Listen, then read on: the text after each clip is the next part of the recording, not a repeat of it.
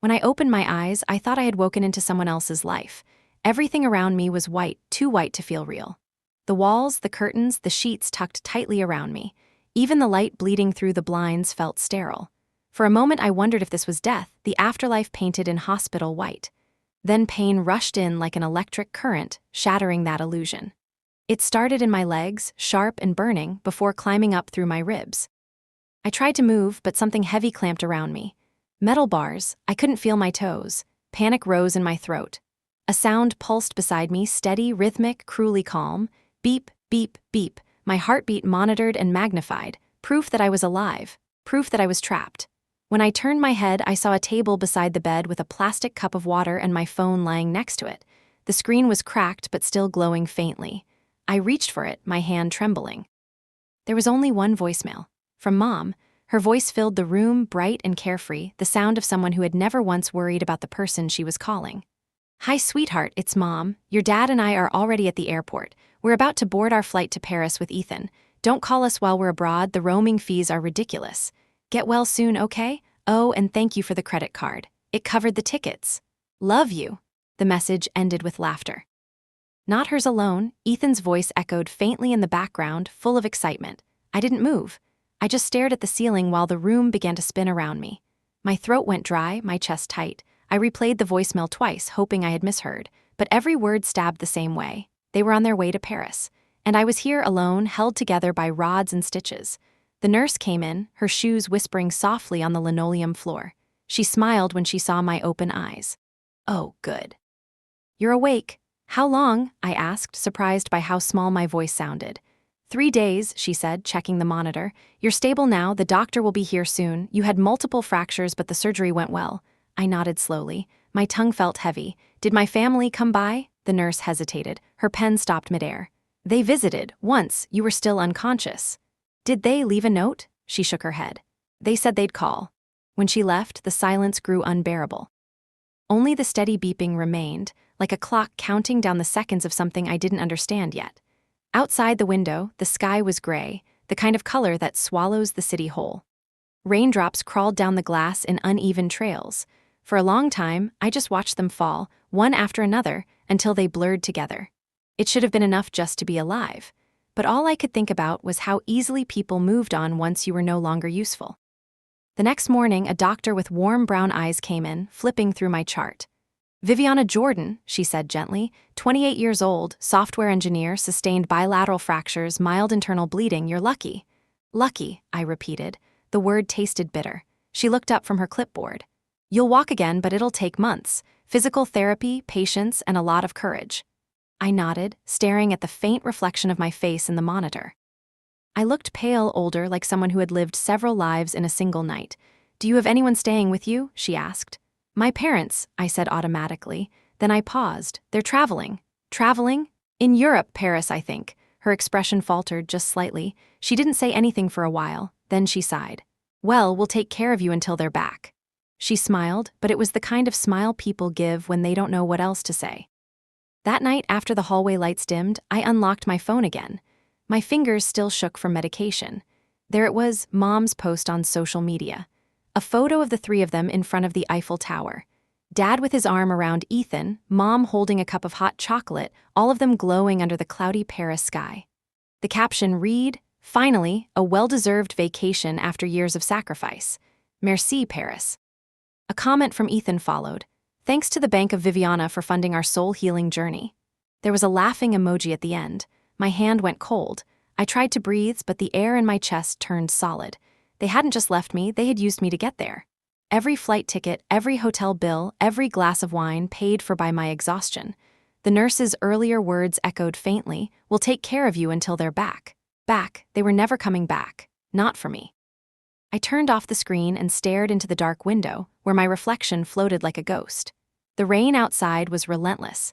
It sounded almost like applause, mocking applause for the fool who mistook duty for love. I didn't cry. I just lay there, waiting for the beeping to slow down, for the painkillers to drown everything. But it didn't. It never did. At dawn, I woke to the smell of antiseptic and coffee. A young nurse came in with a tray of oatmeal and orange juice. Her badge read Leela. She looked cheerful in a way that didn't feel forced. "Morning, Viviana," she said, adjusting the IV line. You should eat a little. The doctor says you need strength to start therapy soon. I don't have an appetite, I muttered. That's okay, start with juice, small steps. Her kindness made something inside me ache. I hadn't heard a gentle voice like that in a long time. As she turned to leave, she paused by the door. You don't get to choose where you're born, she said quietly, but you can choose where you belong. The sentence lingered in the air after she left. I didn't know why, but I repeated it in my head until I fell asleep again. Maybe she said it because she saw how empty my visitor's chair was. Maybe she said it because she knew something about loss that I didn't yet understand.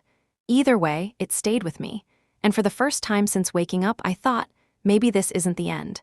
Maybe this is where I start over. By late afternoon, the hallway outside my door had the quiet of a library. Carts rolled by like soft thunder. Someone laughed 2 rooms down, and the sound felt foreign, as if laughter belonged to another country with a different language and a different sky. I lay still and watched the light crawl across the wall until it landed on the foot of my bed. That was when the physical therapist arrived. Her name was May. She was small and steady and moved with the calm of a person who trusts the ground. She pulled the curtain closed and wheeled a silver walker to my bedside.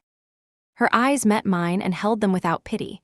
We will not conquer the mountain today, she said. Today we look at it and decide it does not scare us. She lifted the blanket and adjusted the braces on my legs. The metal was cool against my skin. I tried to move my toes. The smallest twitch felt like a revolution. May guided my hands to the walker and I clenched its handles until my knuckles turned pale. On 3, she said. 1, 2, 3.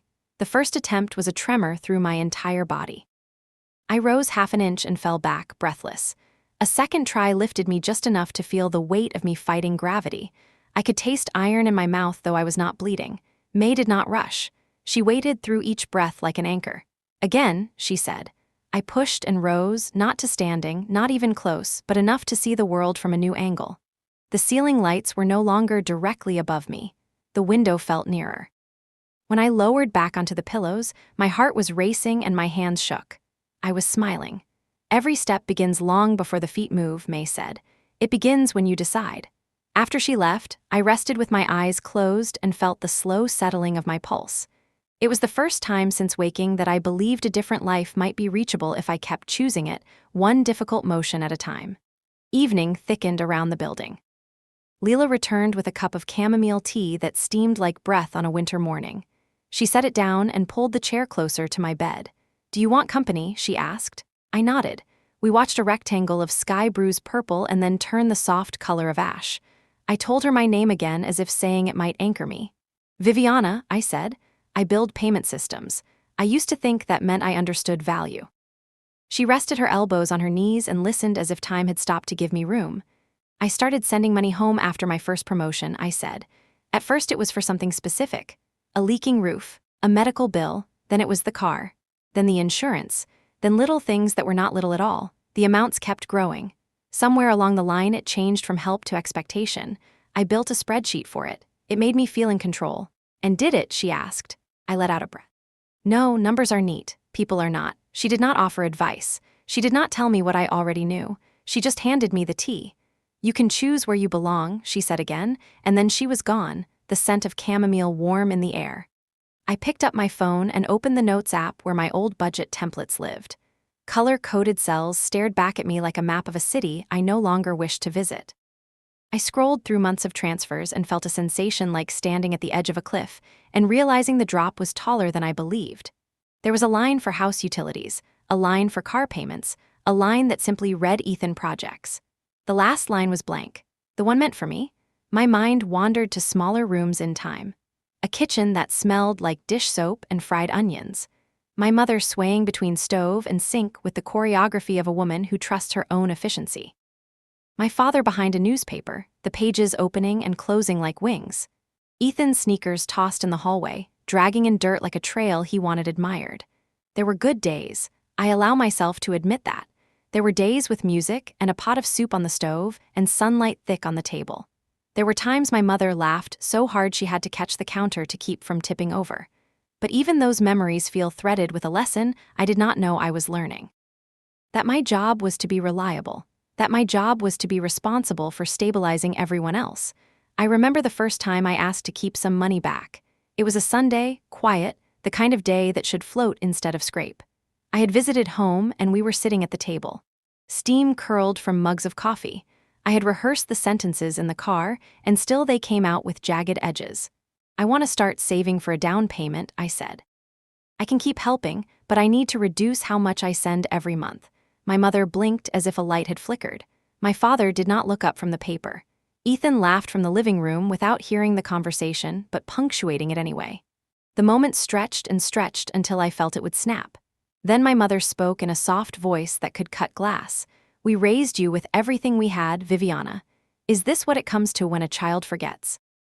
I tried to explain it was not forgetting. It was remembering myself. My father folded the paper and set it down with careful precision. You are single, you have a good salary. You live in the city and eat takeout and buy nice coffee, he said. You do not carry the weight of a family like we did. You can afford to be generous. The words sat between us like stones. I chose not to argue. I left early and drove back to the city under a sky so bright it looked thin. I remember the car humming a little when I braked at lights. I told myself it was nothing. The last inspection had noted something minor. Dad said a quick fix would do. I closed my eyes in the hospital bed, and the memory of that hum echoed in the bones of my legs, a whisper under the music of traffic, the kind of detail you do not notice until later when noticing no longer helps.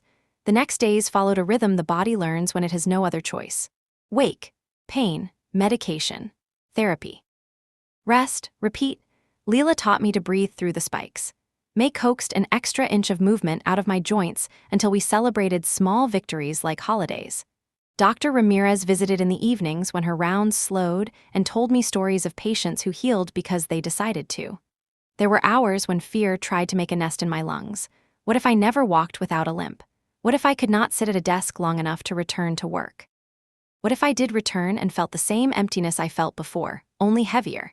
In those hours, I watched the door and waited for someone to step through it who shared my face. No one came.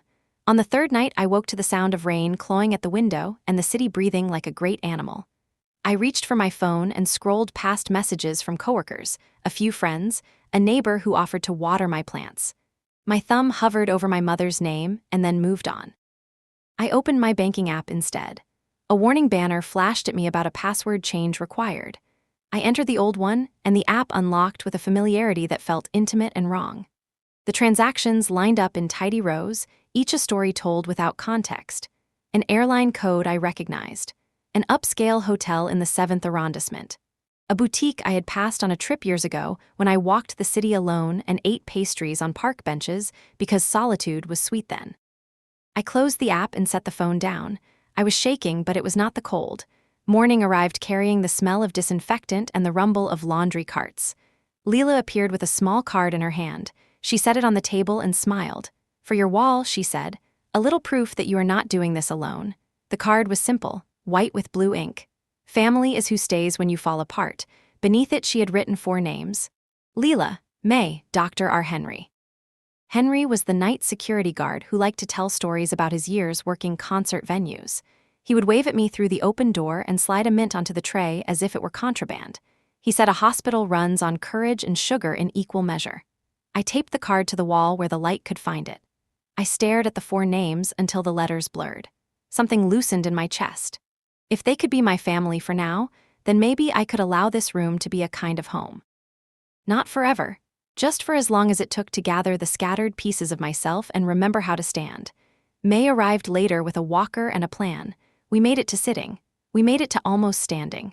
We made it 3 slow inches, and then 4, and then 5 before my legs trembled and tears leaked out from the corners of my eyes. Not from pain, though there was plenty of that. From the shock of realizing that forward was possible. She helped me back into bed and covered me with the blanket like a ritual. She touched the card on the wall and nodded as if approving a chart I could not see. You are building something, she said. What, I asked. A life that belongs to you. When she left, I thought of all the times I had built entire systems so payment could move cleanly from one account to another. How I had optimized pathways so money flowed without friction and without question. How proud I had been of that invisible efficiency. I had done the same with my heart. I had streamlined giving until it became an automatic process.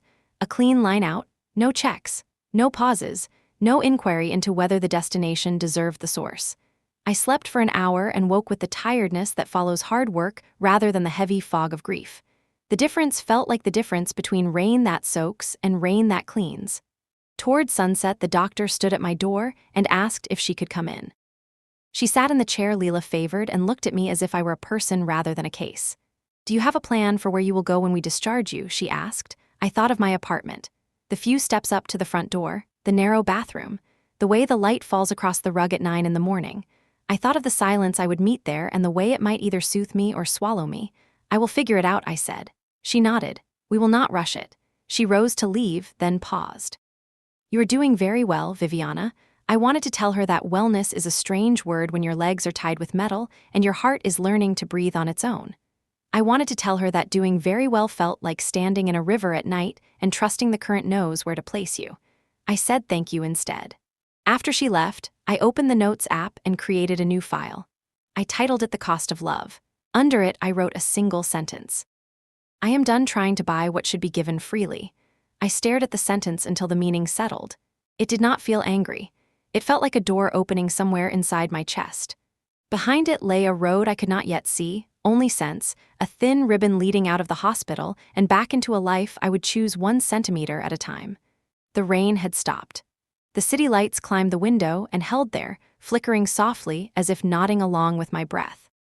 In the hallway, someone pushed a cart and hummed a melody I knew without placing. Leela's footsteps approached and paused as if she were listening to the room before entering. I closed my eyes and imagined the first full stand. The first step.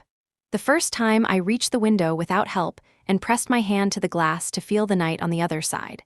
I pictured the day I would walk out of this building and into a morning that belonged to me. I pictured my phone cleared of notifications that demanded and replaced with messages that offered. I did not know yet how I would reclaim what I had given away. I only knew that I would. I slept with the card still glowing in the low light and the sentence still warm in my mind like a coal that refuses to cool. When dreams came, they were not of the crash. They were of water. A river that moved forward no matter who tried to dam it. A river that remembered the ocean even when the land told it to turn back. In the morning, I would begin again. In the morning, I would choose. The second week blurred into a chorus of small sounds I began to recognize without looking. The door latch sighing. The cart wheels passing. Leela's bracelets making the softest clink when she adjusted my pillow. May's calm breath when she counted time for me to stand. The city outside pressed its pulse through the glass, and I learned the rhythm well enough to know when the rain would start before it touched the window. Between those sounds, memories unfolded. They did not arrive in order. They came like birds landing on a wire, scattered, sudden, and then gone again. I stopped trying to force them into a straight line. I let them sit where they wished and speak how they wanted. I remembered the smell of my mother's flower shop in early spring. Buckets of peonies and tulips crowded by the door, petals bruising in the cold.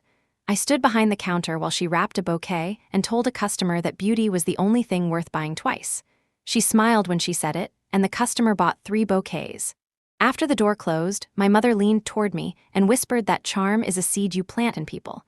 You water it with compliments and harvest it when you need help. At the time, I thought it was a joke. Later, I understood it was a rule. Another memory landed. The first time my father took me to a driving range and tried to teach me to swing. I was 12 and impatient. He showed me his stance, shoulders squared, wrists relaxed. "Precision is respect," he said. "Do it right even when no one sees." I loved him a little extra for that sentence. It made me think there was a moral code held together by attention and care. Years later, when he signed up for a premium club and called it medicine for the mind, I heard the same voice and could not reconcile the lessons. Then Ethan, my brother with restless hands and a smile that made strangers forgive him. The boy who could make a teacher laugh during a scolding and leave detention with an invitation to join a school committee he never attended. He was brilliant at beginnings. He never believed in endings. When he dropped out of college, he told me the world needed explorers more than graduates. I told him explorers wrote their own maps. He asked me to fund the pen. In the hospital, the days stacked like dishes. I practiced standing. I learned to move my legs without closing my eyes. I ate more because Leela stood beside the tray and refused to leave until I took 3 bites. Sometimes she told me about her mother's garden in the Bronx and the stubborn tomato vines that grew sweeter the year a storm nearly tore them out. She laughed at her own stories in a way that made light feel thicker in the room. One afternoon, Dr. Ramirez sat with me while rain stitched the air into a gray curtain. She held my chart but did not look at it. You are healing, she said. Your body knows. Your heart will follow on its own calendar. I wanted to ask her what to do with the minutes that dragged like tired animals, but she was called away before I found the right shape for the question. I filled some of those minutes by opening old messages. I should not have, but curiosity is a tide, and I let it carry me. The history was a library of small transactions. Here is a photo of a bill. Can you help? Here is a link to a fundraiser I want to start. Can you seed it so others will join? Here is the paint color for the living room, the one the designer recommends. Can you order it today for faster shipping? My replies were a mirror of willingness. Of course, I sent it. Done. Between the requests were jokes and celebrations. Ethan sent videos of my parents dancing in the kitchen. My mother sent a picture of a sunset so orange it felt fake. My father texted an approval when I fixed his laptop over a call while walking between meetings. These things made it easy to call the giving love. It took longer to see the pattern that tied them together. Every time I tried to pull back, a story appeared that made stopping feel like cruelty. A rough month at the shop, a near miss on a medical test, a neighbor whose praise would help if we hosted a dinner. Sometimes it was not even a story, just a phrase that pressed a bruise I did not know I had. We raised you. We believe in you. We are so proud. You are our heart. In the present, a nurse adjusted my blanket, and the present returned like a tide claiming the shore. When she left, I closed my eyes and remembered a night not long before the crash. I was driving home late. The highway was a ribbon of white lines slipping under the car. I changed lanes and felt that faint hum again when I touched the brakes. I told myself it was the road. I turned up the radio to drown it out. I see that moment now like a photograph. The car interior washed in blue from the dashboard lights. My hands steady on the wheel, the hum a question I refused to answer. What else had I been refusing to answer? May interrupted the thought with a cheerful knock and a walker. We worked. We worked past the place I wanted to stop. We worked until the muscles in my back throbbed and the edges of the room softened. At the end, she pressed a cool cloth to my forehead and smiled like a parent after a school play. I am proud of you, she said. The words landed without friction. They did not ask for anything in return. They were a gift without invoice. I let them sit inside me and glow. That evening, Henry stood in the doorway and tipped an invisible hat. He set a mint on the tray with a flourish and told me about the time he ushered at a jazz club that stayed open so late the morning delivered bread to the back door before the last song finished. He said musicians live by letting a melody surprise them. You leave a little space between notes, and that is where the soul gets in. After he left, I held the mint in my palm like a lucky coin. I thought about space between notes. I thought about the space I never left between me and the people who asked. I had filled every silence with an answer. I had paved every gap with yes. The rain cleared during the night, and the city woke bright. I smelled coffee wafting from somewhere, and it made my stomach argue with my memories of incense and antiseptic. I asked Leela if I could have toast with cinnamon. She grinned like I had given her a gift and returned 10 minutes later with a plate that tasted like Saturday mornings from another lifetime. The day stretched, and I filled it with small tasks. I wrote 3 emails to my team lead explaining I might be away longer than planned and offering to review code from the hospital if needed. I paid a personal bill. I deleted an old folder labeled family budget and felt a sensation like taking off a sweater that had stretched out of shape. In the late afternoon, the ward grew quiet. The sun flooded my room from an angle that made the walls blush. It was then that I remembered a conversation with Ethan on a winter night 2 years ago. He had come to the city to pitch a small business idea to a friend of a friend. He wore a coat I had bought him and an expression of certainty that always made me both proud and impatient. We sat on my couch with takeout containers open on the coffee table. "You believe in me, right?" he asked, chopsticks suspended in midair. "Of course," I said. "Then this is simple," he said. "Invest now while it is just a seed. When it grows, I will return everything tenfold." I looked at him and felt the tug of shared history. The forts we built in the living room as kids. The time he broke his arm and I slept on the floor next to his bed for 3 nights because he hated the dark. The way he could make a stranger tell him their life story in 10 minutes. I transferred the money that night. Months passed. When I asked for an update, he sent a photo of a whiteboard and a string of words that looked like progress. Then there was silence. When I pressed again, he said investors often misread the early arc. He said patience is the currency of vision. He asked if I could bridge the gap while he adjusted the plan. In the hospital, I felt the weight of that word bridge. A structure you build so others can cross. a structure that must be strong enough to carry what people choose to place on it. I had built too many bridges with my own bones. The door opened and Dr. Ramirez appeared with a chart and a smile I trusted. She checked my vitals and lingered. "You look lighter today," she said. I told her about standing longer. I told her about toast with cinnamon. I did not tell her about the folders I had deleted. Not yet. Some choices need a private room before they meet the world. She was about to leave when she paused as if remembering something. "There is a social worker who can help you plan discharge logistics. Housing, transport, home care if you need it. Would you like me to arrange a visit?" "Yes," I said. "Please." After she left, I tried to nap and failed. Rest pulled at me, but my mind wanted to wander the corridors of my own life. I let it. It found the night I called my parents and told them I would be reducing what I sent each month. I could hear my mother's breath between words. I could hear my father's voice get careful in the way people do when they are sharpening a point. I could feel myself shrink while I spoke, as if negotiating with gravity. "I do not want to be the villain in my own story anymore," I whispered to the ceiling. The ceiling did not disagree. A janitor passed, whistling something that sounded like an old song from the radio. I tasted the echo of cinnamon and felt grateful for how ordinary comfort can save a day. I closed my eyes and saw the flower shop again, my mother tying ribbon around a bouquet. She looked up and smiled, and for a second it was the smile from a different version of my life where everything stayed soft. Then the memory shifted, and I saw her hand reaching for my phone on the counter while I washed vases in the sink. Her fingers moved fast. When I came back, she was telling me a story about a bride who cried happy tears. My lock screen required a code. I half laughed at myself. I told her the code because what was mine was ours. I had forgotten until now that this is how the sharing began to lose its border. The realization sat in my chest with a familiar ache. But this time, the ache did not ask for apology. It asked for a map. I reached for my laptop. The social worker would come tomorrow. Plans would be made. In the meantime, I drafted a list in a clean document with a new name. Reclaim.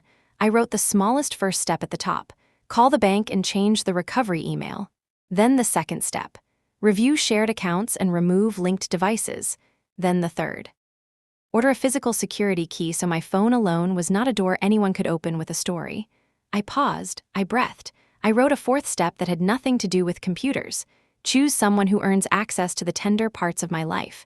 I left the line blank after it. I knew who belonged there. I wanted to ask them first. The sky outside slipped from gold to blue. The city began its evening song. Leela walked in with a soft sweater folded over her arm. "A friend of a friend knitted these for the ward," she said. "I thought of you when I saw this color." She held it up and it matched the exact shade the river turns on cold mornings.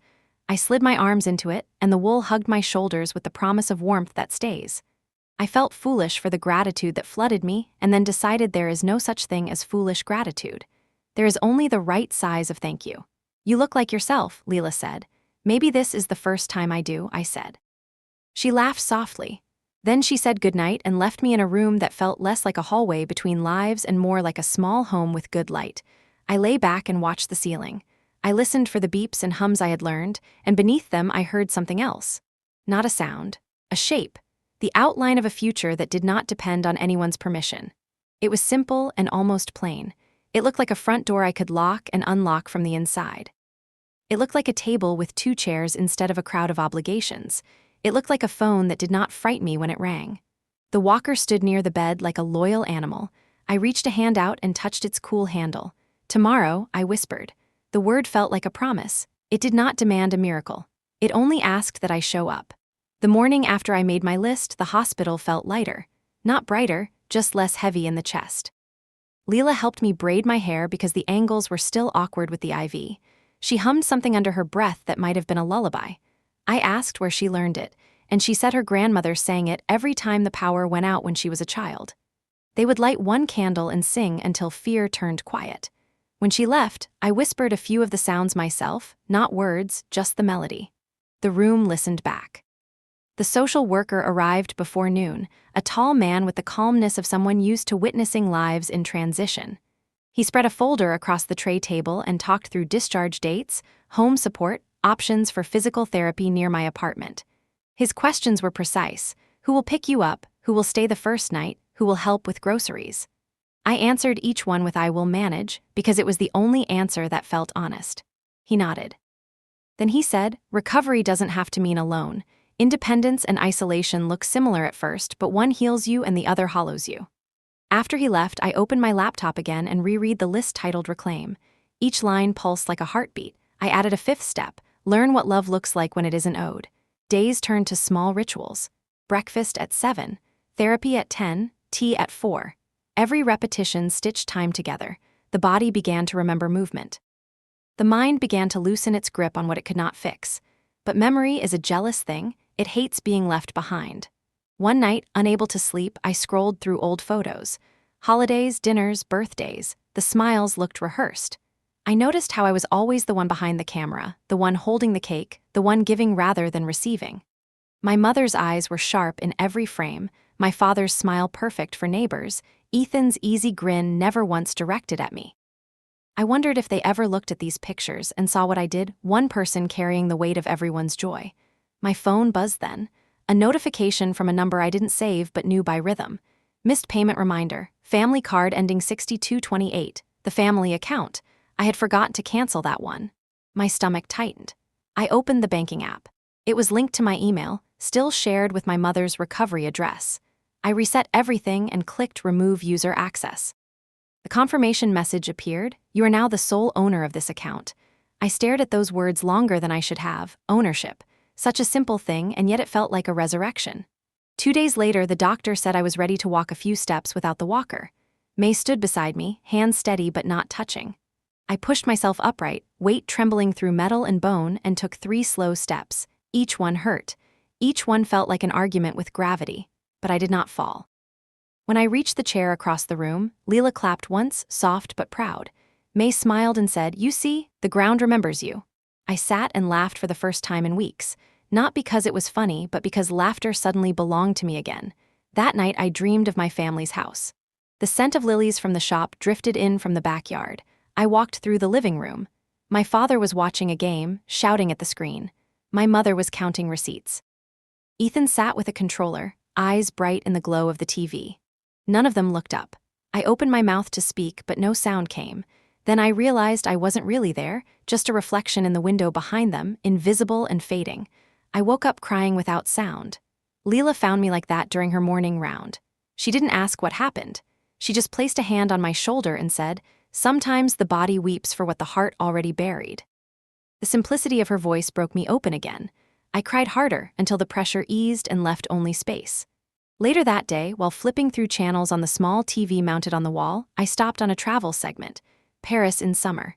The Eiffel Tower gleaming under gold light. For a second I forgot to breathe. The camera panned across a street cafe, couples laughing, wine glasses catching the sun. Then a woman in a red coat walked past the frame, her hair familiar, her laugh unmistakable. It couldn't be. I leaned closer, heart pounding. The shot changed before I could be sure, but the flash of that red coat was enough to send a ripple of disbelief through me. My mother's new coat, the one from the photo online. What were the chances? I knew they were still there. I turned the volume down and stared at the frozen image of Paris, half joyful, half cruel. A city that had become my family's escape route. I wanted to hate the view, but all I could feel was distance. Not the kind you measure in miles, but in meaning. They had crossed an ocean. I had crossed something greater. In the evening, May wheeled in a mirror as part of therapy. She said the body must see itself to believe. I stood, facing the reflection, hair uneven, face thinner, legs caged in braces. I looked broken and alive at once. "Tell her she will make it," May said. I hesitated. "Go on," she urged. "Say it out loud." I looked into my own eyes and whispered, "You will make it." The words trembled at first, then steadied. I almost didn't recognize my own voice. The next morning I started keeping a journal, just short notes. The smell of chamomile, the way the rainlight hit the window, the exact second my balance held for 3 breaths instead of 2. I wrote them because memory had taken too much already. I needed proof that I existed in moments that belonged only to me. By the 5th page, I added something new, a name list. People who showed up when I fell apart. Leela. May, Dr. Ramirez, Henry, the social worker whose name I still couldn't remember but who left behind a phrase about independence and isolation. And me, I wrote Viviana at the bottom, circled it, underlined it twice.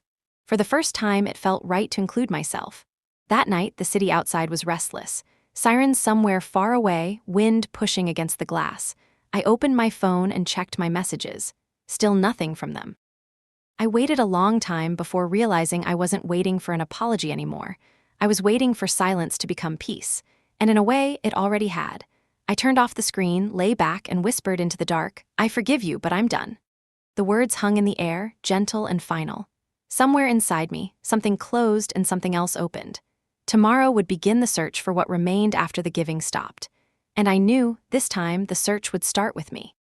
The first morning I could walk to the window on my own felt like waking inside a new planet. The distance was only a few meters, but it carried the weight of a continent. I held the walker tight, slid one foot forward, then the other. The floor was cool beneath my bare soles, the light sharp and white against the linoleum. When I reached the glass, the city greeted me with its unfiltered noise, car horns, footsteps, a child shouting somewhere below. It sounded alive in a way I wasn't yet.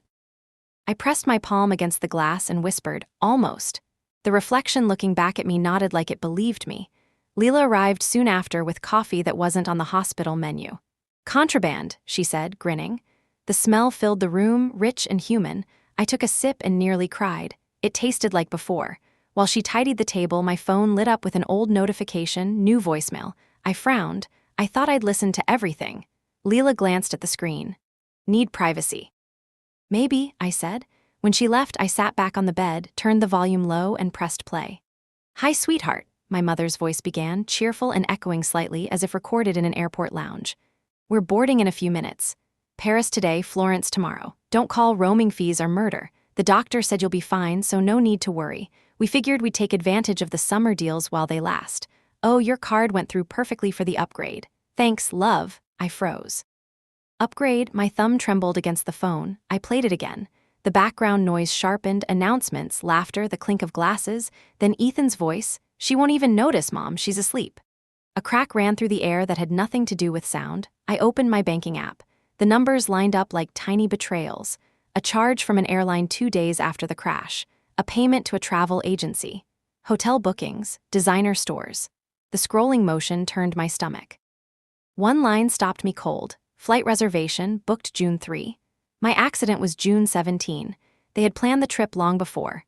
I stared at the date until it blurred, my breath shallow.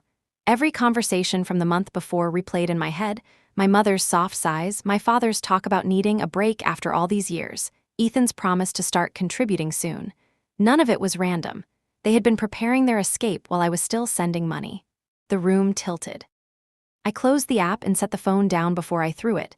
Leela returned a few minutes later with a folder of therapy schedules. She looked at me, then at the untouched coffee. "What happened?" "Nothing," I lied. My voice cracked on the second syllable. She sat on the edge of the bed. "Viviana." I turned the screen toward her. She read the transaction list quietly. When she looked up, her eyes were steady but full of something fierce. "They used your card." "Yes." "Without asking." "Yes." She exhaled slowly. "Then it's time to stop letting them write the story." Her certainty startled me. People usually told me to calm down, to be understanding. Leela's voice carried none of that. She spoke as if she'd been waiting for me to wake up to this very moment. "Do you know what day it is?" she asked. "Friday? It's payday. You decide where your next payment goes." She placed the folder on my lap and stood. "Start there." When she left, I opened a new document on my laptop and titled it End of Transmission. The cursor blinked, patient.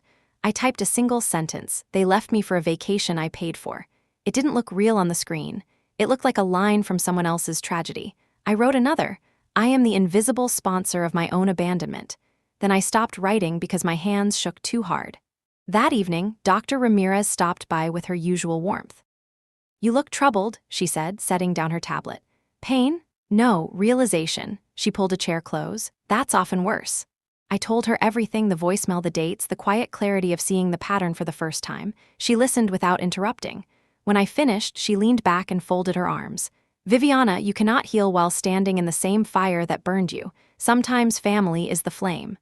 Her words landed like truth disguised as comfort. I didn't answer. She continued, "You've spent years translating love into transactions. It's time to learn a new language." I wanted to ask her how, but she was already paging through the chart again. "Tomorrow we'll schedule your final evaluation. Once you're mobile enough, you'll be discharged." She smiled. "You'll need that new language for the world outside." After she left, I sat for a long time in silence. The machines hummed softly, the hallway footsteps faded. I turned to the window. The city lights shimmered against the dark. Somewhere out there, my parents and brother were likely dining under Italian skies, toasting to freedom they bought with my name. And for the first time, I didn't feel envy or heartbreak. I felt calculation. If they could plan their escape, so could I. The next morning began with thunder. I woke early, the air thick and gray. A storm rolled over the city like an argument that refused to end. I pulled the laptop toward me and opened a blank note. At the top I typed, "Take back what's mine." Below it I listed what I knew: account numbers, passwords, linked emails, the card they used. Every entry was another cut through the web I had built around them. I wrote until my fingers cramped. When Leela came in, she took one look at me and said, "You look like someone planning a revolution." "Maybe I am." "Good," she said. "Every healing needs one." She helped me to the walker, and we began the morning routine. Each step across the room now had a different kind of balance. The pain was still there, but it was a pain I owned. Later that day, while eating lunch, I played the voicemail one last time. I listened carefully, not to the words, but to what lived between them. The laughter wasn't careless, it was relief. Relief from responsibility from me. I deleted the message. The silence afterward was pure. For the first time since the accident, I felt a strange, electric calm. The kind that comes when the fog finally lifts and you can see the bridge that needs burning. I closed my eyes and whispered, "You planned it. Now so will I." The rain outside grew harder, but it sounded less like mourning and more like applause. The storm lasted through the night and into a pale morning. The window was a watercolor of rain and light, the city blurred as if someone had breathed on the glass of the world. I sat upright with the laptop open and the walker within reach, the way a captain might sit at a helm and learn the shape of a new sea. I began with proof, not for them, for me. I needed to see the lines I kept pretending were curves. I opened the airline account and searched by my last name. 3 tickets appeared. I clicked into the first. There it was in an unromantic font, the skeleton beneath the vacation. Ticketed on June 3rd. Upgraded on June 19th, 2 days after the truck had folded my car like paper. The record locator showed my email attached and a secondary contact I did not recognize. I traced it back to a recovery address I knew my mother used when she forgot her passwords and insisted I rescue them. I took screenshots and labeled each one. Then I opened the credit card portal and combed through the ledger. Travel agency. Airport lounge fee. 2 boutiques. A rooftop dinner reservation with a charge that could have paid my rent for a month. Each image saved into a folder titled simply evidence, a word that made my hands steady. Next came their voices. I scrolled the family chat and found the lines that used to make me laugh. "We deserve a little beauty. Life is short. You are a blessing." I searched earlier weeks and found the plan hidden inside a joke. Ethan had posted a photo of a plane drawing a line across the sky. Caption: manifestation. My mother replied with 3 hearts and 1 glass of wine. My father sent a thumbs up. No one said my name. They did not need to. I was the current underneath the boat. I pushed the laptop away and breathed with my eyes closed until the tightness in my chest loosened. When I opened them, the room looked ordinary again. It was comforting to know that truth can sit inside ordinary light and still be true. The rest of the morning belonged to the body. May arrived with a smile that could coax an ache into courage. We practiced transfers, bed to chair and back. We counted breaths. We held stillness at the top of a stand until my legs learned to listen instead of panic. At the end, she tucked the blanket around my knees and nodded at the tape on the wall where my small card hung. "Every step is a sentence," she said. "You are writing a paragraph." After lunch, I called the bank. A woman with a careful voice asked me to verify details no one else would know. I answered each one with a clarity that felt new. When I described the charges, my tone did not shake. Her silence after my story was not the kind that judges. It was the kind that hears. "We can open an investigation," she said. "We can issue a new card and freeze the old one. We can change every recovery option and add a higher level of authentication. Would you like to proceed?" "Yes," I said, "please." We went step by step. Recovery email replaced. Linked devices removed. Fraud review filed with a reference number that I wrote down twice. At the end, she asked if there was anything else she could do. "There is," I said after a breath. "Please remove the secondary user from every account where my name is primary." "Done," she said. When the call ended, the room felt larger. The window seemed closer. I stood with the walker and made it to the glass without needing to sit midway. I pressed my palm to the pane and imagined the weight of my yes lifting off the backs of people who never learned to carry their own. Leela arrived with tea that smelled like a warm meadow. She watched me sip and said nothing for a long time. Finally, she asked, "How did it go?" I told her. She smiled in a way that was not triumphant, it was grateful, as if she had been waiting on the far shore while I learned to swim. "You did a brave thing," she said. It did not feel brave. It felt overdue. But I accepted the word because it is a poor habit to refuse kindness. In the afternoon, the social worker returned and we discussed the practical details of leaving. Railings for the bathroom, a temporary ramp, a car service that could handle the chair. He gave me a list of therapists near my neighborhood and a schedule that did not frighten me. He ended with a sentence I wrote down because it tasted like something useful. "Protect the progress you have made as if it were a small flame in wind."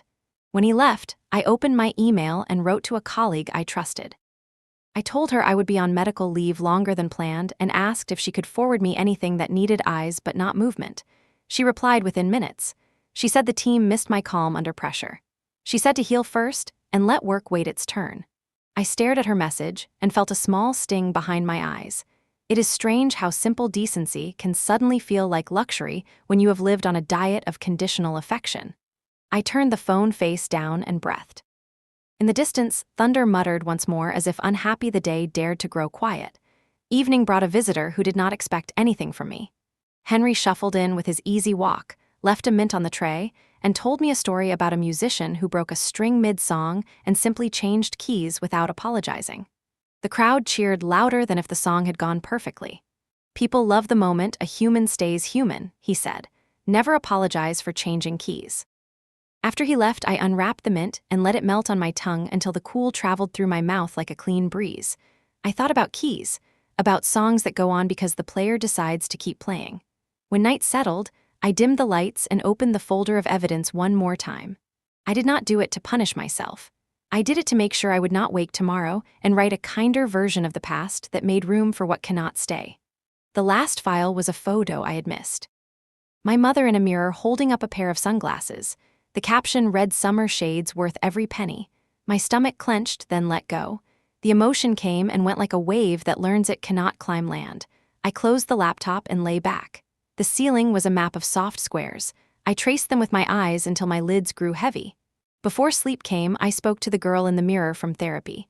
"You are not a sponsor. You are not a bridge. You are not a quiet account that never asks for a password. You are a person. Your name is Viviana." In the morning, I woke with the sentence still warm. I made the first call of the day before breakfast. Not to my family, to the airline. I asked to remove any stored payment methods and to put a note on the reservation that charges were made without consent. The agent spoke with the professionalism of a person who has seen every form of human story pass through a booking number. She initiated a review and assured me that any refund would return to a card I control. When the call ended, something clicked into place inside my chest like a joint that had been misaligned. The pain did not vanish, but it sat differently. It obeyed me. I wrote a single line in my journal: "I am choosing the door that leads to me."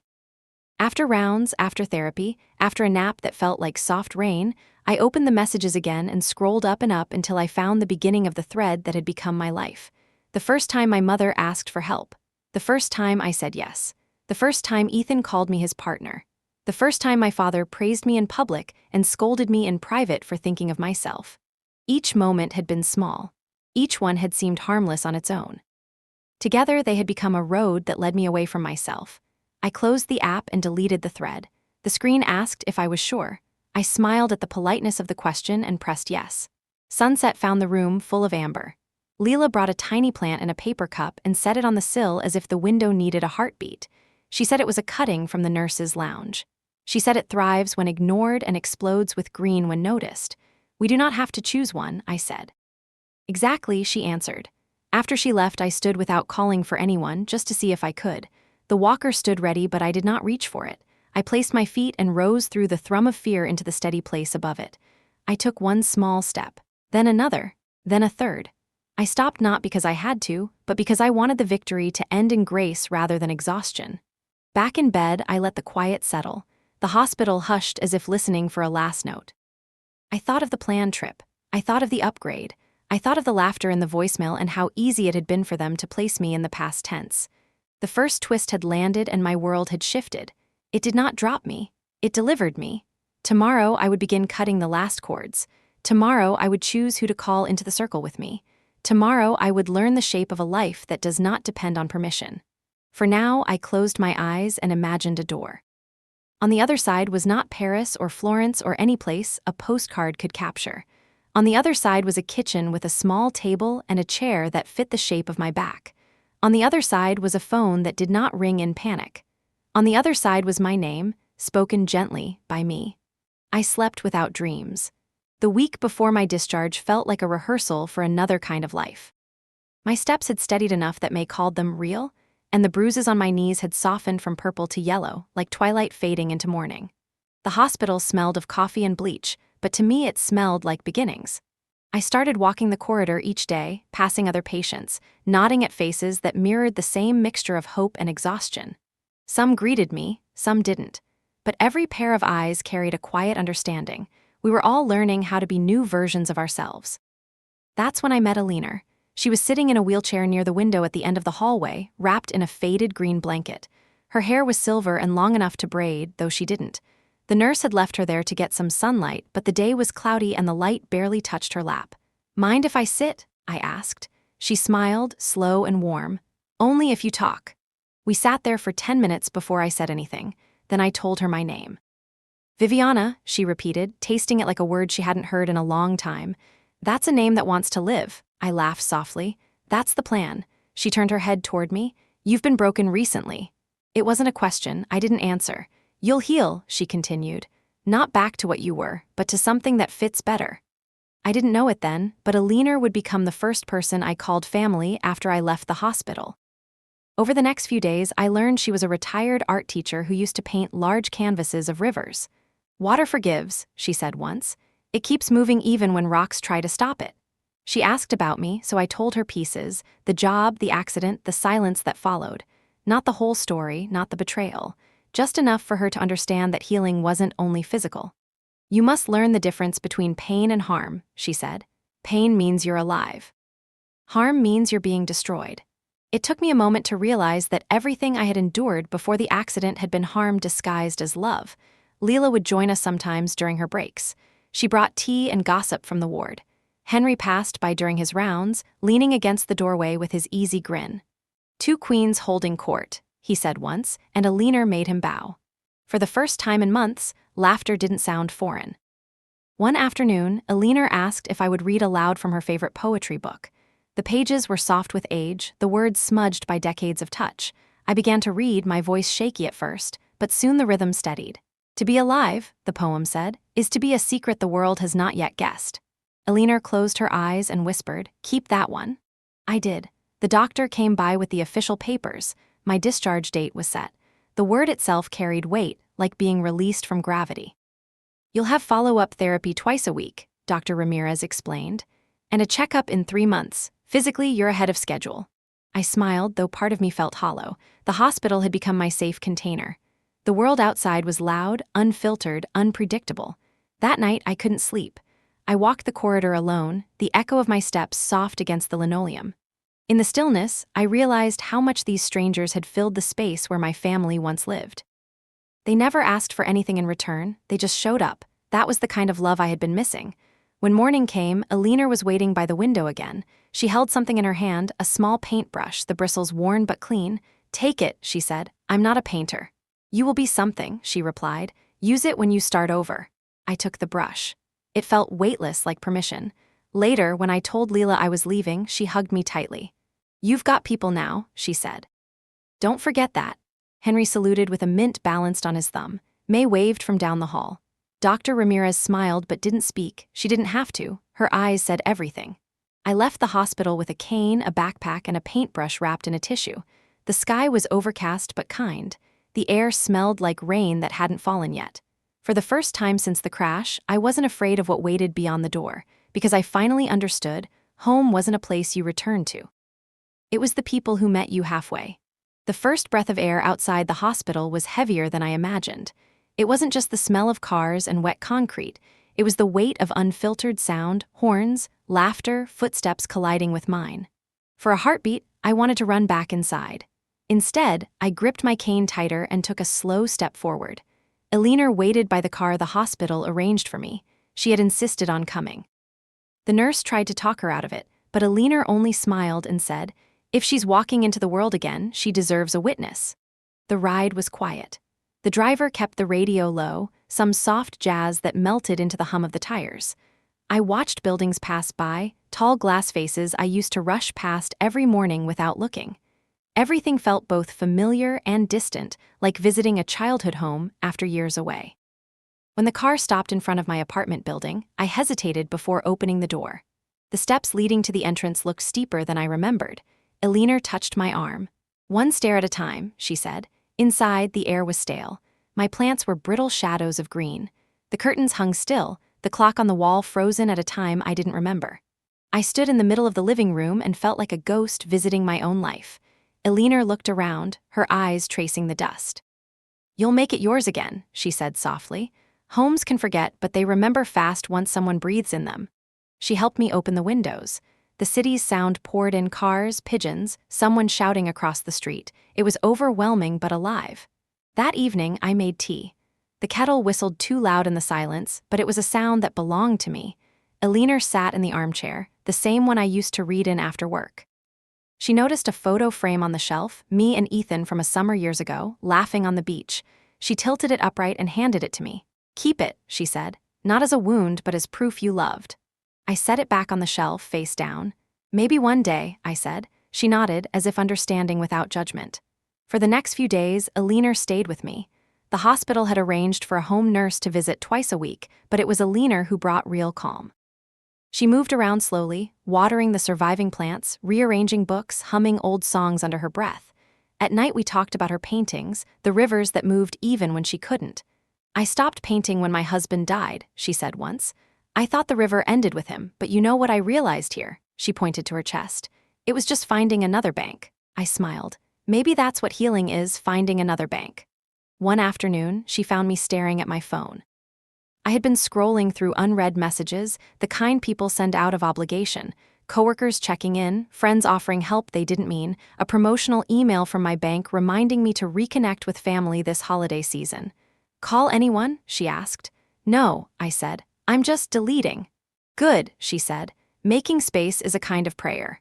That night, I dreamt of water again. But this time, instead of drowning, I was walking across stones that appeared just before my feet touched the surface. Each stone glowed faintly with a name: Leela, May, Henry, Ramirez, Elinor, and one last one that said Viviana. When I woke, sunlight was cutting across the floor, warm and new. The physical therapist arrived that morning.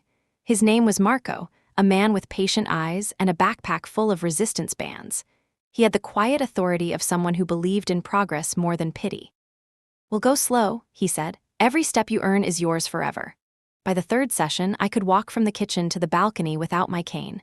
The first time I stood outside, the wind caught my hair, and for a moment I almost cried. It wasn't joy, it was recognition. The sky above me was the same one that had been there through everything. I just hadn't looked up in months. Elinor watched me move through the apartment with increasing steadiness. "You remind me of a painting drying," she said. Each day a little less fragile. We started eating breakfast together by the window: toast, coffee, fruit, sometimes silence, sometimes stories. I told her about my job, about the codes and systems, and how I used to think precision could fix people. She laughed softly. "Maybe it still can if you aim it inward first." She stayed 2 more weeks, long enough for the space to feel lived in again. The day she left, she hugged me with both arms and whispered, "You're not alone. You just graduated." "From what?" I asked. "From surviving?" When the door closed behind her, the silence didn't scare me this time. It sounded like permission. That evening, I made a list on my wall, not a to-do list, but a to-be list. 1, steady; 2, kind, but not at my own expense; 3, curious again; 4, free. I drew a small river under the words, a line that twisted but never stopped. When I went to bed, I placed Elinor's paintbrush on the nightstand. Its worn handle caught the moonlight, a quiet symbol of what was still possible. Before sleep took me, I whispered, "Thank you," to no one in particular, maybe to the city, maybe to the strangers who had stayed long enough to become family, maybe to the version of me that refused to disappear. And for the first time in years, I dreamed not of falling, but of walking, slow, sure, forward. I woke that morning with a clarity I hadn't felt in years. The sun filtered through the window in thin, golden slats, illuminating the tiny dust particles that floated lazily in the air. I sat on the edge of the bed, my legs heavy but willing, and stared at the laptop on the nightstand. Today would not be about therapy exercises or careful steps or quiet breaths. Today would be about reclaiming myself. I opened a new document and typed the title in bold letters, "Take Back What's Mine." I stared at the words for a long moment. Each letter felt like permission. Each sentence felt like a bridge built from my bones to a place I had been too afraid to step before. The first step was simple. I called the bank, the one I had shared with my parents, the one that had been the silent conduit for every expectation, every guilt, every silent demand. A woman answered after 2 rings. She had a calm voice, the kind that made numbers feel human and accounts feel accountable. I told her everything: my name, my account, the unauthorized charges, the timeline. I did not hesitate. I did not waver. Within an hour, my recovery email was changed, linked devices removed, every secondary user stripped of access. Confirmation emails arrived like small, gleaming proof that the first battle was won. Next came the personal accounts. Each one I logged into carried the same history of silent servitude.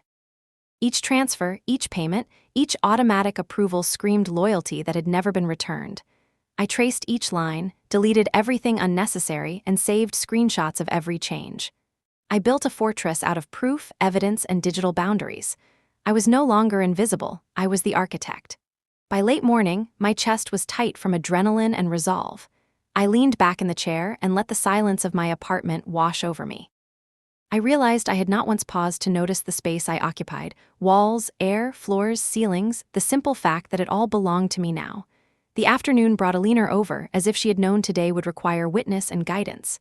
She placed a small ceramic cup of tea on the counter and sat across from me, her eyes steady and kind. "You are doing it," she said. "Yes," I admitted. "It's like untangling a knot I didn't know had been tied around my life." She smiled. "Good. Knots must be untied carefully. Otherwise, they cut the fingers that try." We drank our tea, the warmth seeping into my hands, my chest, my spine. Every sip felt like a small ceremony, a recognition that water, warmth, and presence can heal as much as any medicine. After she left, I returned to the accounts. I started with emails, then cards, then recurring subscriptions. Every deletion, every removal, every confirmation was a reclamation of the energy I had surrendered over years. And with each click, I imagined my mother's voice fading behind me. Each confirmation email felt like a brick laid in the walls I was building around the version of myself that had been invisible. By evening, I had drafted boundaries, not to send, not yet, just to define them clearly in my own mind. No automatic transfers, no unapproved access to any accounts.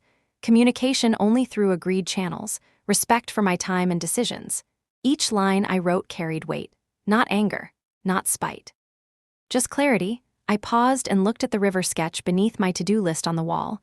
The line twisted but never stopped. That was the model I aspired to: movement without force, flow without obligation. The first phone call I made was to a friend I trusted. I told her what I had done and what I planned next.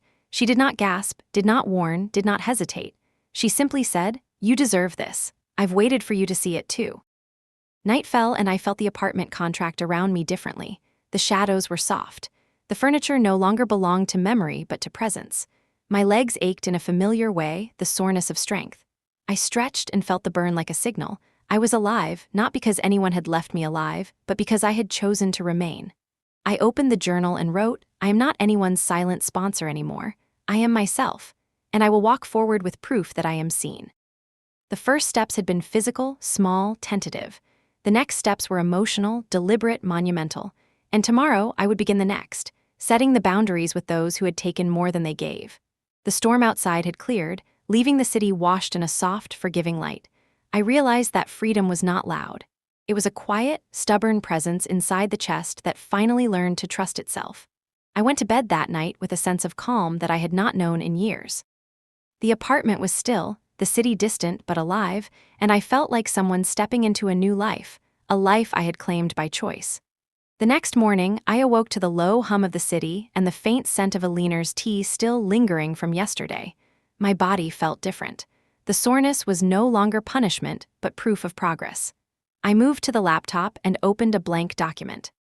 Today was for the boundaries, the concrete, unnegotiable lines I needed to draw with the people who had used me as a conduit for their convenience and escape. I started with an email draft to my parents and Ethan. I typed slowly, carefully choosing words that carried clarity without unnecessary cruelty. Effective immediately, I am restricting access to all accounts, financial instruments, and personal information. Any attempt to circumvent these boundaries will result in immediate and permanent cessation of communication. I will no longer provide financial support or facilitate transactions. Respect for my time, privacy, and autonomy is expected. Sincerely, Viviana. I read it over twice. The sentences did not shake or waver.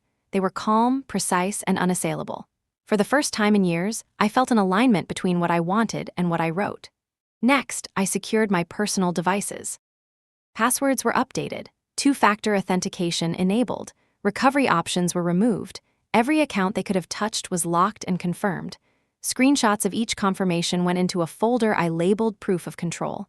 It felt heavy in my lap, yet light in my chest, a paradox I had come to accept as progress. Leela checked in mid-morning and found me in a quiet triumph. She smiled knowingly when I explained what I'd done. "You've reclaimed your borders," she said. "Not just accounts, not just emails, but space. That is the hardest part." I nodded.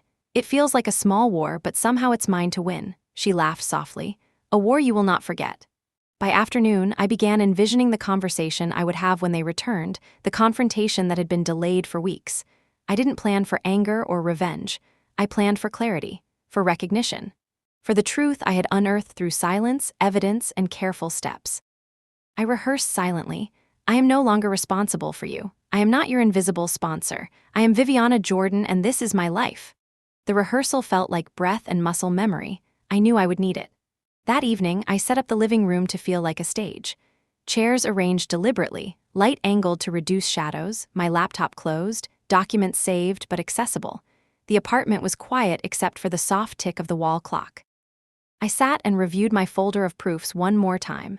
Airline receipts, credit card statements, emails, screenshots of unauthorized transactions. Each piece told a single story. I had been used, I had been betrayed, I had been invisible. Now I was visible. Elinor stopped by briefly in the evening, carrying her paintbrush. She leaned against the doorframe, watching me without comment. I had the sense she could see the energy I was holding, the tension of anticipation and strategy. "You're ready," she said finally. "Tomorrow you take the last step." I nodded. I didn't need to ask what she meant. The last step was the confrontation itself, the moment I would transform years of silence and compliance into clarity and independence. Before sleep, I revisited the river sketch under my to-do list. The line twisted and turned, flowing without force. I imagined each day ahead like stones in that river, one step forward, another, steady, unshakable. The first step had been securing my accounts. The second step had been defining boundaries for myself. The third would be the confrontation. I placed Elinor's brush beside my journal and whispered, "I am ready." The city outside breathed softly. My apartment no longer felt empty. It was mine. Tomorrow would bring the world, but tonight I had reclaimed myself. The day they returned, the sky was overcast, low and heavy like it knew the tension in the air. The cab dropped them at the curb and I waited behind the apartment door, Kane beside me, laptop in my bag, heart steady.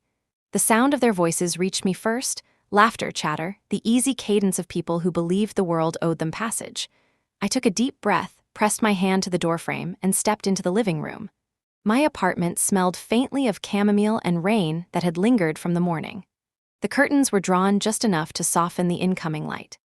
I could see them through the peephole, my mother's red coat, Ethan's familiar grin, my father's precise posture. I opened the door. "Viviana!" my mother exclaimed, voice clipped with excitement. She stepped in first, followed by my father and Ethan. Their eyes scanned the apartment, curiosity and entitlement warring for dominance. "Welcome home," I said. My voice was calm, low, unwavering. They paused, registering my stance. I could see surprise ripple through them. Their vacation smiles faltered, replaced by a flicker of caution. I gestured toward the chairs I had arranged, deliberately positioned. "Sit," I said. "We have a lot to discuss." My mother blinked but obeyed. Ethan slouched against the back of the chair, still trying for casual. My father folded his hands over his knees, the picture of controlled composure. I opened my laptop and set the folder on the table. Screenshots of airline tickets, hotel receipts, credit card statements, and email threads stared back at them. "Everything you need is here," I said. "Your trip to Paris, every charge made with my account, the messages that accompanied it, I have documented all of it." Ethan's mouth opened, but no sound came out. My mother's eyes narrowed. My father adjusted his posture, fingers tapping a precise rhythm on his knees. I've secured my accounts, I continued. I've removed access. Any attempt to circumvent these restrictions will result in permanent cessation of communication. I am not providing financial support. I am not responsible for any convenience you assumed would be mine. Silence fell. I let it stretch. You are acting extreme, my mother finally said. We are your family. Yes, I said, and families do not operate like contractors. I am done being your invisible sponsor. I am Viviana Jordan, and this is my life. Ethan leaned forward, voice rising. But the accident, I held up a hand. We will get to that. But first, understand this. Your choices cost me more than money. They endangered me.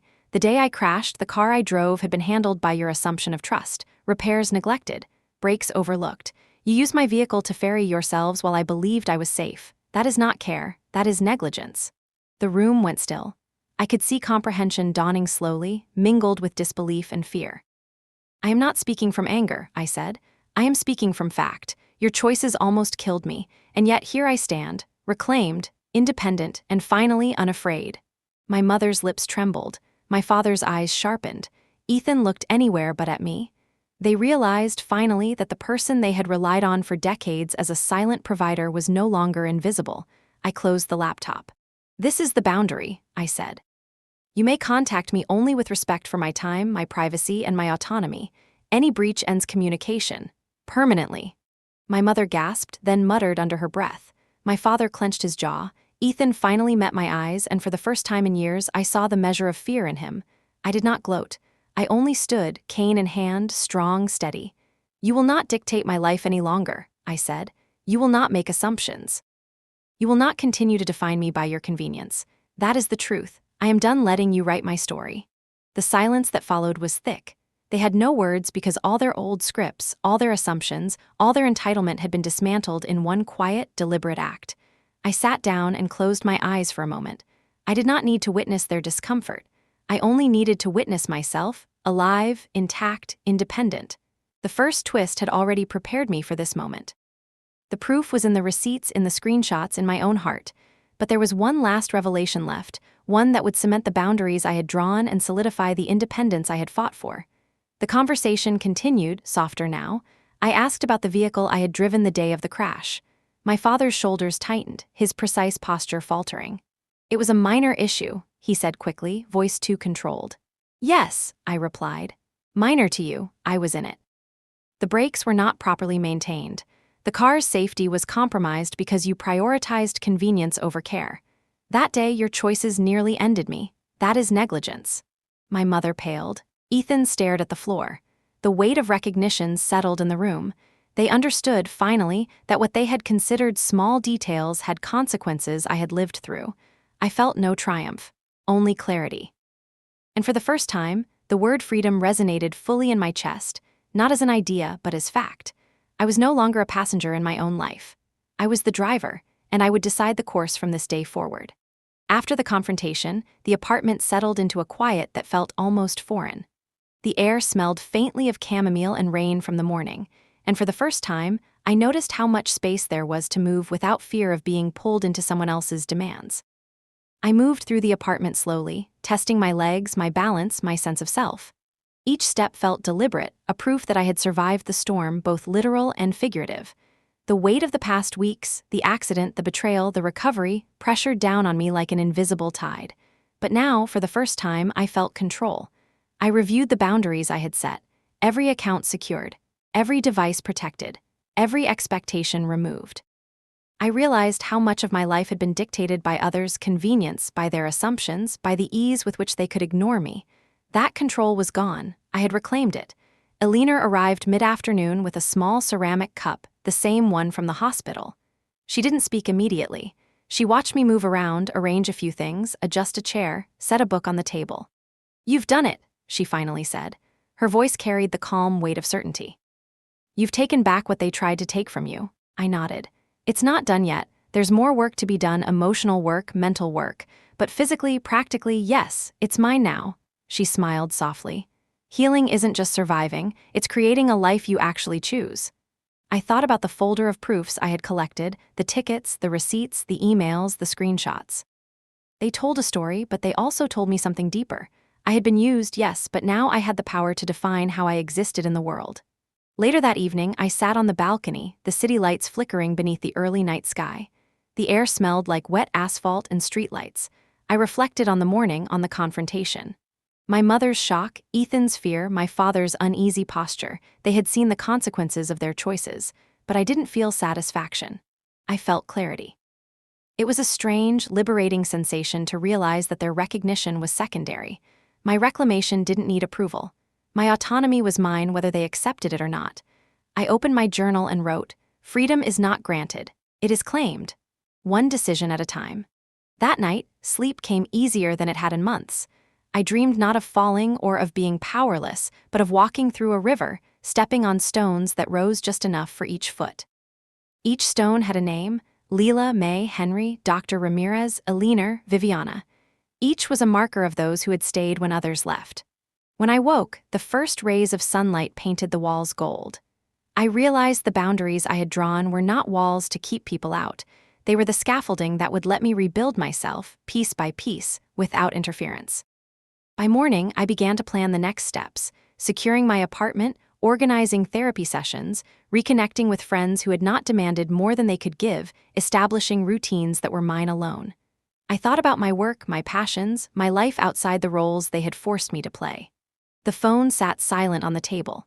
No messages, no demands, just the quiet space I had carved for myself. I picked it up and opened the Notes app. I wrote a single line, a promise, a mantra. I am the author of my life, and it begins now. The city hummed outside. I felt alive, grounded, and for the first time fully present in the space that was mine. The storm of betrayal had passed. The flood of realization had receded. What remained was steady, unshakable, and fully mine. I smiled, closed the journal, and looked out the window. Tomorrow, I would continue forward. But tonight, I rested in the certainty that I had reclaimed everything I had lost: my safety, my autonomy, and finally, my life. The first morning in my new routine felt like sunlight on a river I hadn't noticed before. I woke with my legs steady beneath me, the apartment quiet but alive with possibility. For the first time in months, I didn't rush to check messages or emails. I didn't brace for news, demands, or reminders of obligations I had never agreed to. I simply breathed. Eleanor arrived shortly after, carrying her paintbrush and a small sketchbook. She had a way of moving through space that made it feel like permission to exist fully. "Good morning," she said softly. "Ready to begin again?" I nodded. "I think so." We started with tea on the balcony. The city stretched before us, tall glass towers, streets winding like threads, the faint hum of traffic beneath the soft morning light. I poured my thoughts into words, telling Eleanor about the confrontation with my family, about the boundaries I had drawn, about the folders of evidence that now belonged solely to me. "You've done what most people fear to even consider," she said. "You've claimed yourself. Now, the next step is living as the person you've reclaimed." I listened and realized she was right. Independence wasn't just about shutting doors or locking accounts. It was about inhabiting the life I had built in the hospital, in these weeks of quiet decisions, and carrying it forward. After breakfast, I began organizing my apartment to reflect this new ownership. The furniture, once cluttered with reminders of a life dictated by others, was moved deliberately to give space and clarity. My journal rested on the nightstand with a small pile of notes I had been collecting over weeks. The river sketch beneath the to-do list had grown. More twists, more flow, more space for me to walk forward. I spent part of the morning calling friends I trusted, people who had always respected my choices. I explained briefly that I had been recovering and setting boundaries. Their responses were warm, immediate, and unburdened. They offered support without demand. Each call reminded me of the kind of people I wanted in my life. People who stayed, who gave without expectation, who simply were. By afternoon, I stepped onto the balcony alone. I looked at the city below, the rooftops, the distant river, the faint blur of cars moving like currents. I realized that the world had not changed. Only I had. My perspective, my boundaries, my choices, and my autonomy had shifted. For the first time, I felt fully present, fully myself, and fully capable of moving forward. Eleanor returned mid-afternoon with small canvases and paints she had brought from her studio. "Time to start creating," she said. "Not the past, not the memories, but this moment and what you want it to be." I took the brush in my hand. The bristles were soft but firm. I dipped them into the paint and pressed them onto the canvas. Each stroke felt like a step I had already taken, the physical embodiment of reclamation and renewal. Colors blended, twisted, and separated under my hand. I realized that I had been painting my own life in invisible lines for years, and now the canvas was mine to fill freely. I worked until the sun began to set, casting golden light across the room. The city outside glimmered faintly as the first streetlights turned on. I stepped back from the canvas and looked at the shapes I had made. They were imperfect, bold, alive. They were mine. That evening, I prepared a simple dinner and set the table for one. I sat in the quiet of my apartment, the river sketch on the wall, the canvas drying on the easel, the city's hum below. I ate slowly, savoring the flavors and the stillness. The world felt wide and open. I realized that independence and choice were not about grand gestures but about inhabiting each moment fully, consciously, deliberately. After cleaning up, I sat by the window, journal open. I wrote down everything I felt, the relief, the fear, the certainty, the freedom. I wrote about the family I had chosen, the strangers who had become my anchors. Leela, May, Henry, Dr. Ramirez, Aliner. Each had given me something no bloodline ever had: recognition, presence, care without demand. I titled the entry, "The Family I Choose." Night fell. I turned off the lights and placed Aliner's paintbrush on the nightstand. The apartment was quiet, the city a distant pulse. I lay back, breathing the cool air, feeling the weight of the last months settle. I whispered to myself, "This is home. This life is mine. I am Viviana Jordan, and I will walk forward one deliberate step at a time." For the first time in a long time, I slept without fear, without expectation, and without the heavy shadow of others' choices hanging over me. The storm of betrayal, the accident, the years of silent giving, they were behind me. Ahead was possibility, autonomy, and a new kind of love, the love I chose and allowed for myself. Morning light spilled across the apartment floor, soft and forgiving. I stretched my legs, testing balance and strength, the muscles still tender but obedient. The apartment felt different now, not just my space, but a home reshaped by intention. Every object, every surface, every corner carried the weight of choice, not obligation. Aliner arrived with her sketchbook. She moved with quiet confidence, like someone who had seen storms and knew calm always returned. "Good morning," she said. "Ready for today?" I nodded. "I think so." We began the day slowly, preparing breakfast together. Coffee steamed in cups, toast crisped in the small oven. I measured portions, poured juice, set the table for one with care. Each gesture felt like a declaration. I am here, fully present, fully responsible for myself. After breakfast, I walked to the balcony. The city unfolded beneath me, rooftops, streets, distant river. It was the same city that had been there before, unchanged, yet entirely different through the lens of my reclaimed autonomy. I breathed deeply, feeling the air fill spaces I hadn't realized were empty for so long. I opened my journal and wrote about boundaries, people, and choices. I reflected on the week with my family, on the confrontation, on the proof I had gathered. I realized the power I had taken back was not only financial but emotional. I was no longer a participant in a story written by others. I was author, actor, and audience all at once. Aliner suggested we spend the afternoon painting. I agreed. The canvas had become a vessel for expression, a place to pour color and motion without judgment. I worked slowly, deliberately, letting each brushstroke capture the essence of the last months: struggle, recovery, and awakening. Colors blended in ways that felt alive. Reds and golds intertwined with blues and grays, mirroring the spectrum of emotions I had traveled. Each stroke was a step forward, a tangible proof of movement and progress. When I stepped back, the canvas glowed in the late afternoon light. Imperfect, bold, vibrant, it was mine. Later, I organized the apartment further, placing objects where they would feel intentional, useful, and comforting. I sorted letters, journals, small mementos, creating spaces that reflected my independence and new sense of order. Each act reinforced ownership, presence, and choice.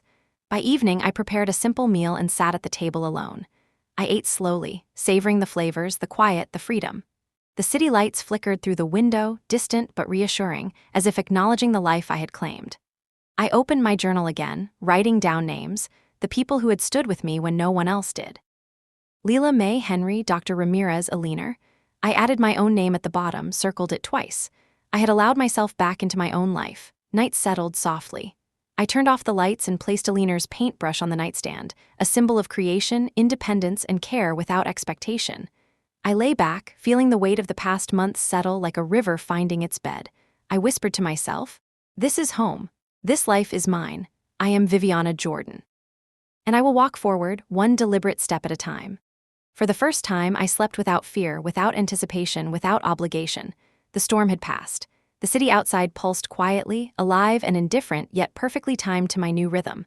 I felt the truth in my chest. Autonomy, choice, and the family I had chosen were enough. I dreamed of movement, of water, of stones appearing under my feet just in time. Each step was mine. Each breath was mine. Each moment belonged fully to me. The life ahead was unknown, vast, and waiting, and I was ready.